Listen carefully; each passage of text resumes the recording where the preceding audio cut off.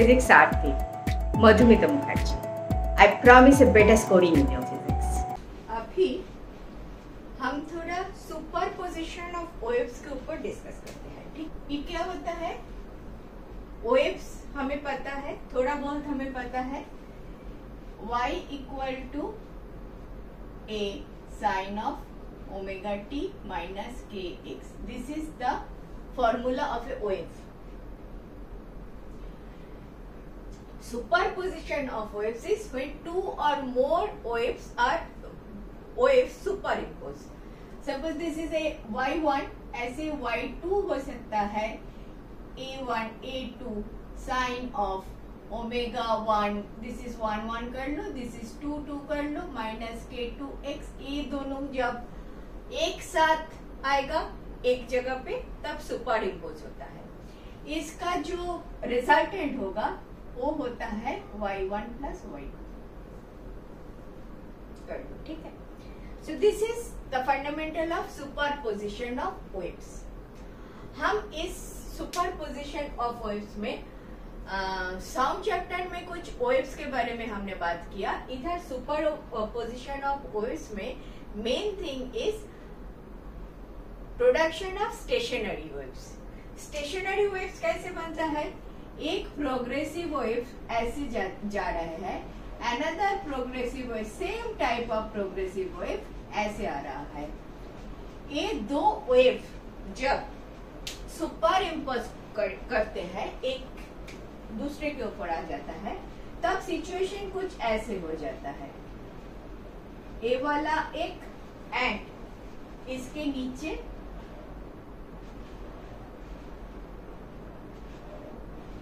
ये मैं क्या बोल रही हूँ? This thing up and down, या एक ही मोड में ले लो तो ये वाला चीज ऐसे आता है. एक स्ट्रिंग है, दोनों साइड बंद हुआ है. ये वाला स्ट्रिंग एक बार ऊपर जा रहा है, नीचे जा रहा है, ऊपर जा रहा है, नीचे जा रहा है. At this 2 points this is fixed. This 2 points को हम नोड बोलते हैं, एंड जिधर मैक्सिमम डिस्प्लेसमेंट हो रहा है उधर उस पॉइंट को हम एंटी नोड बोलते हैं. ठीक है. At this superposition of wave and ये जो stationary, this is stationary wave, ये जो स्टेशनरी वेव बन रहा है इसका एक स्टैंडर्ड फॉर्मूला है, वो मैं आपको देना चाहती हूँ. Suppose one wave moving towards positive X axis direction, ये क्या होगा? A of sine of omega T minus K X. Correct.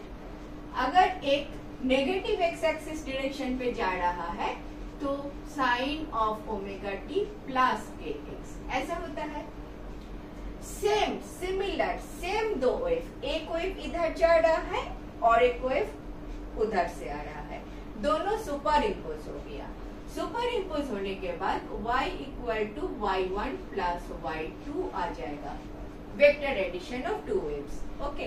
Now इसको ट्रिगोनोमेट्री से करना पड़ेगा. करने के बाद जो आंसर आएगा वो मैं लिख लेती हूँ. क्यों इसको स्टेशनरी वेव बोलते हैं वो मैं दिखाती हूँ. ये आता है 2a साइन ऑफ के x into cos of omega T. इसमें देखो इसका जो फेज है, इस फेज में टी भी था, एक्स भी था. ठीक है. डबली पीरियोडिक बोलते हैं. टी के साथ भी वैरी करता है, एक्स के साथ भी वैरी करता है. ओवर हियर देखो एक्स और टी का फंक्शन अलग हो गया है. This is the typical form of a stationery wave, this kind of wave. अच्छा, और मैं क्या बताऊं? ये वाला जो डिस्प्लेसमेंट है y, 2a is the amplitude. अगर a is the amplitude of single wave तो स्टेशनरी वेव का एम्पलीट्यूड 2a हो जाता है. That is one important point you need to remember. Another point, y will be 0 in this case. देखो t के बारे में हम कुछ नहीं बोले, t is the time, but at some point it is the displacement is 0. when sine of kx equal to 0 and displacement will be 2a, that is maximum, when when sin kx equal to 1. T के बारे में हम कुछ नहीं बोल रहे हैं, what time अभी नहीं बोल रहा है, अभी हम कंडीशन बोल रहा है. This is the condition for nodes, this is the condition for anti nodes. ठीक है, इतना जान गए, इतना जान गए. This thing you need to remember, this is the standard formula of a stationary wave. This is क्या है? दिस इज है stationary wave. And this stationary wave का this is the standard formula where condition for nodes are this, sin kx must be 0 and antinode का condition is sin kx must be 1. With this kind of information, with this much information, एक question ले लेते हैं. 2011 का एक question है मेरा, question number 1 for stationary wave.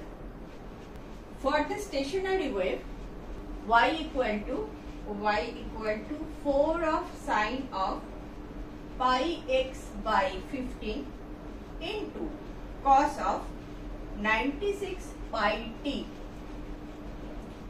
The distance between a node and a next antinode is, आपका option दे दिया, A दे दिया 7.5, B दे दिया 15, C दे दिया 22.5 एंड D इज योर 30. इसमें कुछ भी यूनिट नहीं दिया तो मुझे कुछ नहीं करना, यूनिट के बारे में सोचो मत. अभी देखो, ज्यादा कुछ करने का है नहीं. Only thing is you need to get familiar with this kind of equation. y equal to 4 sin pi by 15x into cos of 96 pi t. x के लिए जो है वो अलग है, t के लिए जो है वो अलग है. एक ही फेज में, इसको फेज बोलते हैं राइट, दो अलग अलग फेज है. एक ही फेज में x एंड t नहीं है. It is stationary wave. Stationery wave का टिपिकल फॉर्मूला हम क्या लिखेंगे? 2a लिखे, 2a लिखते हैं. ठीक है, 2a sine of kx, sine of kx and cos of omega t. तो इधर से मुझे k के लिए क्या आ गया? Pi by 15.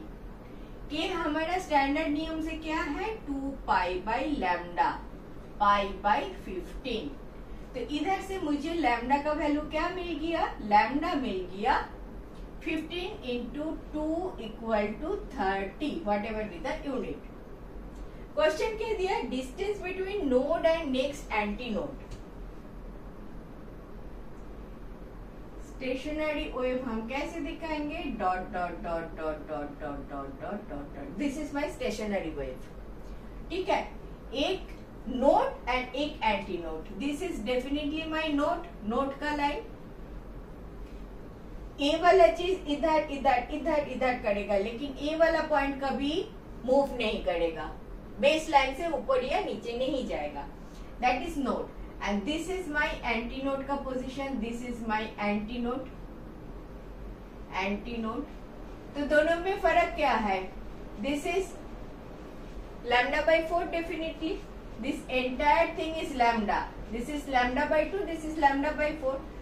Therefore, lambda by 4 equal to 30 by 30 को 4 से डिवाइड करो. 15 by 2. 15 by 2 means 7.5. 7.5 is your option. समझ में आया? क्वेश्चन बहुत ही इजी था. Only thing is you need to know this thing. Stationary wave. Stationary wave is when a wave is progressive wave is moving like this. एक wall है, बंधा हुआ है and it is reflecting back. Reflect back करके progressive wave and reflected wave दोनों मिलके stationary wave बना देता है. If the frequency is same, wavelength same, वगैरह वगैरह. बिकॉज ये जो वेव बन रहा है इसको डेफिनेटली इसका ऊपर वाला का जो ऊपर वाला एक वेव, नीचे वाला रिफ्लेक्टेड वेव मान लो, तो दोनों का फ्रीक्वेंसी लैम्डा ये सारा तो सेम ही है ना, इसीलिए तो ऐसा फॉर्म कर पा रहा है। ठीक है, तो this is your stationary wave and this is your standard formula of stationary wave. Clear? Superposition of wave में स्टेशनरी वेव का this is the fundamental thing. जैसे जैसे क्वेश्चन आते रहेगा मैं और भी बताते रहूंगी on this. Okay, Thank you for watching. Last 20 years of questions I have explained like this. If benefited, do watch.